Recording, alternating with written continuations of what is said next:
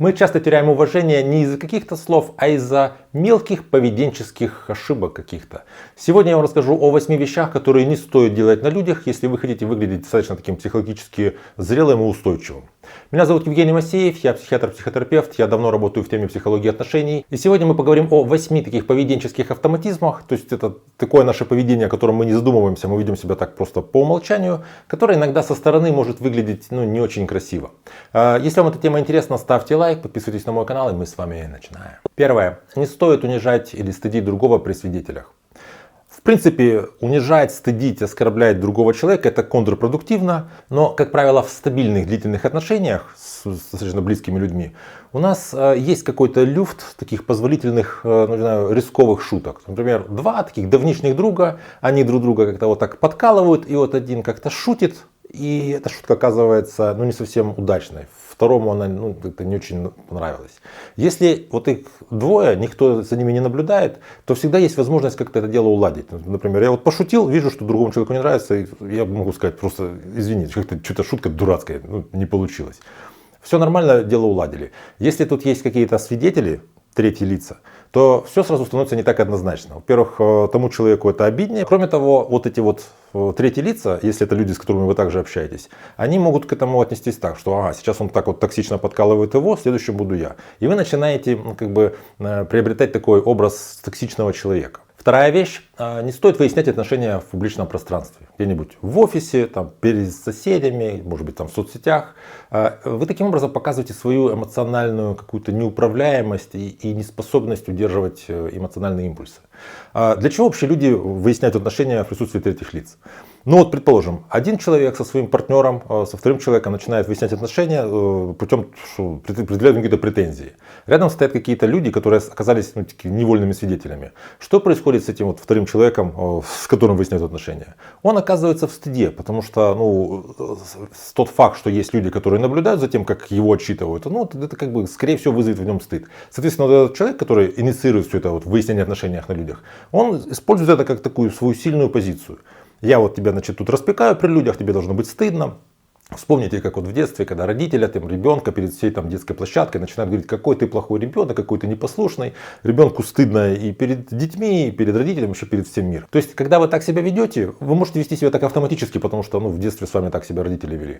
Вы получаете такой краткосрочный какой-то результат. То есть, вы человека застыдили, перед лицом окружающих людей ему еще стало стыднее, вроде бы как вы ему что-то навысказывали, но теперь окружающие про вас понимают, что вы человек, который может так поступить и с ними, человек, который вообще не тактичный, человек, который не видит вообще социальных каких-то границ, человек, который не может удерживать собственные эмоциональные импульсы. Соответственно, вероятность, что кто-то из окружающих захочет с вами выстраивать какие-то серьезные отношения, хотя бы деловые, вообще любые, она сильно уменьшается. Третья вещь, которую не стоит делать, это не стоит оправдываться, извиняться, когда вас вообще никто не просит этого сделать, то есть без запроса. Есть такие люди, которые ходят с такой токсичной виной, которая вне контекстуальна. То есть она по умолчанию не касается никакого конкретного момента, просто я виноват, просто потому что виноват. Предположим, мужчина приглашает женщину куда-то выйти, говорит: давай с тобой поужинаем. Женщина говорит: да, хорошо, есть такой-то ресторан. Мужчина говорит: отлично, хорошо, что ты предложил, туда и пойдем. Они идут в этот ресторан, что-то там заказывают. Мужчина что-то там пока ест, он как-то вдруг так лицом так повел, покривился. А женщина очень чувствительная, она это увидела, ей кажется, что мужчине еда не понравилась. И она начинает оправдываться. Говорит: здесь вообще кухня, конечно, не очень, извини, что мы сюда пришли. А чего извиняться? Мужчина взрослый человек, он вообще хотел женщину пригласить. Женщина предложила ресторан, он согласился с этим. Он согласился с тем, чтобы пойти именно сюда. Чего вообще извиняться? Тем более, что вообще неизвестно, что он там лицом этим повел. То есть есть такие люди, которые как будто бы стараются таким образом выглядеть, что ли, такими более вежливыми, более какими-то комфортными. И постоянно в любой ситуации, когда вдруг какая-то есть возможность извиниться, сразу человек берет на себя все и извиняется. Не нужно так поступать, потому что это просто такая слабая позиция. Человек выглядит как такая немножко человек-жертва, что ли. Четвертая вещь — это не стоит демонстративно жаловаться. Есть люди, которые ты с ним встретился, и он начинает говорить о том: экономическая ситуация, конечно, не к черту, куда-то климат непонятно куда катится, что это за погоды такие, здоровье у меня тоже уже, я что-то не вытягиваю, все плохо, и настроение в последнее время не очень. Такие люди, вечные жалобщики, воспринимаются как такая излишняя эмоциональная нагрузка. Причем есть люди, которые делают это неосознанно. То есть есть, конечно, люди, например, нарциссическое расстройство личности, уязвимый тип, там, или вот скрытый нарцисс, это что мы называем. Это человек, который, в принципе, через жалобы старается получать нарциссический ресурс. А есть люди, которые, ну, как-то не замечают это, делают так, ну, вот мама моя постоянно жаловалась, ну, и я постоянно жалуюсь, и как-то вот это не замечается. Старайтесь просто замечать это про себя, чтобы не казалось так, что ваше вот это жалобничество становится основной вашей вот чертой. То есть люди вас видят как такого жалобщика. Пятая вещь, такая достаточно очевидная, не стоит перебивать постоянно и говорить о себе. Важно вот замечать, какая ваша стилистика построения разговора.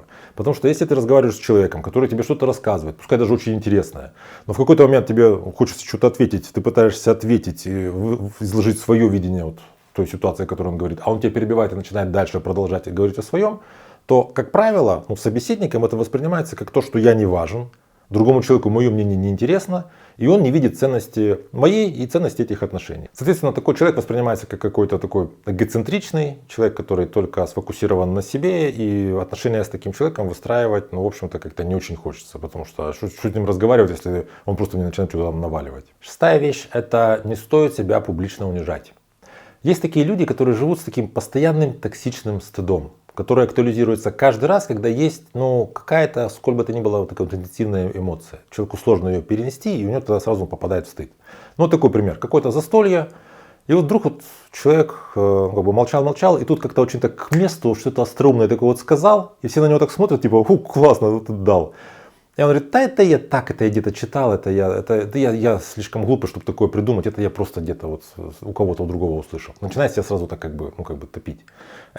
Есть люди, которые постоянно, что бы вот ни произошло, постоянно говорят, да я не такой уж-то и умный, я не такой уж-то и хороший, мне повезло. То есть постоянно себя обесценивают, как-то унижают, потому что им сложно присвоить к себе свои достижения. То есть у них в принципе проблема с этим вот континуумом гордость-стыд, они не могут гордиться собой, они с собой могут только стыдиться. Такой человек, который постоянно себя унижает при каких-то посторонних, ну, рано или поздно столкнется с тем, что его и остальные будут унижать. Ну, потому что он вроде как, он постоянно так к себе относится, но, наверное, ему так нравится. Седьмая вещь, это не стоит сплетничать или обсуждать отсутствующих. Вот представьте ситуацию, когда какой-то человек вам вроде бы как по дружбе сообщает чьи-то секреты какого-то третьего лица. Ну да, здесь вроде бы какой-то, знаете, есть такой острый эффект. Особенно если он что-то такое, какую-то там, знаете, такую пошлость вам сообщил. Или какой-то такой вот секрет, что-то такое вот вообще прям такое вот, ну, никто бы не должен был этого знать, и вы теперь знаете. Да, вроде бы как, ну, есть какой-то адреналин, вот есть какое-то вроде бы ощущение значимости, человек тебе по секрету это сказал.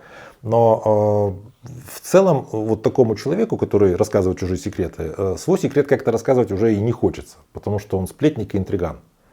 Чтобы понять, как это может выглядеть со стороны, вы можете обратить внимание на то, знаете, как сейчас вот принято, люди делятся личной перепиской где-то в соцсетях. То есть там кто-то поссорились, два человека, и один берет и выкладывает эту переписку в ленту и пишет, вот посмотрите, какой он там гад, как он мог такое писать. Вот вы когда за этим всем наблюдаете, понятно, что, как правило, это какие-то незнакомые люди, кто-то какой-то спор, который вас вообще не касается, это выложил, и оно вас не особо как бы колышет.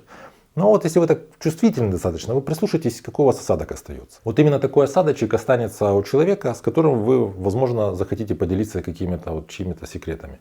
Даже если это для его же блага, даже если это вообще никому от этого не будет плохо, даже если это что-то совершенно такое неважное и никто не пострадает, все равно это нарушение конфиденциальности общения, нарушение, знаете, вот этой вот ценностности личного разговора, личного какого-то общения. Восьмая вещь, которую не стоит делать, это не стоит вести себя так, чтобы всем понравиться. Вот с каждым человеком стараться вести себя, чтобы вот ты ему понравился. Это такое поведение, что сейчас называется pick me. Дело в том, что когда мы в контакте сближаемся, у нас там есть стадия слияния, стадия дифференциации. Ну, грубо говоря, общаясь с другим человеком, мы замечаем, что у нас есть общего. Это нас как-то сближает. И мы замечаем вещи, которые у нас различные. Это добавляет какого-то, ну не знаю, такой жизненности, интереса. Это может нас, в принципе, как бы, отталкивать друг от друга. Но, опять же, если все это в балансе, то, как правило, то, что я вижу в другом человеке иного, тут включается мое вот желание исследовать и какое-то мое любопытство включается. Если же я сближаюсь с человеком, с которым есть только вот это вот слияние, то есть я вижу человека, который как будто бы полностью со мной во всем согласен, он мне как будто бы полностью такой же, как я, он совершенно ко мне вот так вот безгранично хорошо относится, то это может вызывать такую тревогу, не вполне осознанную, потому что это как-то нереально. Это какое-то лицемерие и двурушничество. То есть здесь человек, который ведет себя как-то ну так вот, он пытается мне понравиться, это чувствуется. Соответственно, к такому человеку может быть отношение у разных людей либо как к человеку несерьезному, либо вообще как к человеку, которого нужно держать на расстоянии, потому что он какой-то не настоящий, тут что-то тут скрывается, чего я не вижу. Это поведение, о котором я говорю, оно вообще не всегда осознаваемо. Часто это автоматизмы, которые, ну, так сказать, корни свои берут в детстве человека, так его воспитывали, так его родители себя вели. И, соответственно, ну, человек ведет себя так просто по умолчанию, не особо задумываясь об этом. Поэтому тут важно просто, знаете, вот фокус внимания сместить и как-то вот поосознавать, что как я себя веду, почему я так много жалуюсь, или почему я там, не знаю, эти вот сплетни там иногда распускаю, хотя вроде как ничего страшного, никому ж плохо не будет.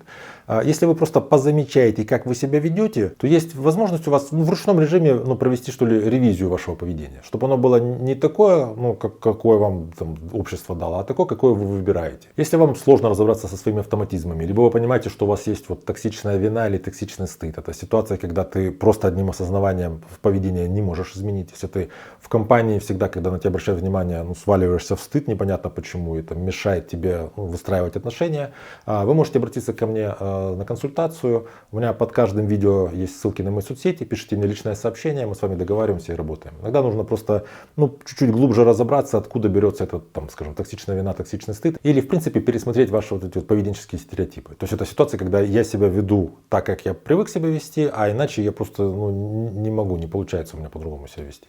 И, скажем, это, ну, не очень вам подходит, оно как-то разрушает отношения. Также напишите, пожалуйста, в комментариях, возможно, у вас есть какие-то ваши дополнительные пункты, как вы считаете, не стоит себя вести на людях, потому что это выглядит, ну, не очень хорошо, ты как бы, ну, теряешь свою какую-то социальную значимость из-за такого поведения. Я вам буду благодарен, если вы поделитесь своими мыслями, своим опытом. Если это видео вам интересно, ставьте лайк, подписывайтесь на мой канал, чтобы не потерять меня, берегите себя и своих близких, и до встречи в следующих выпусках.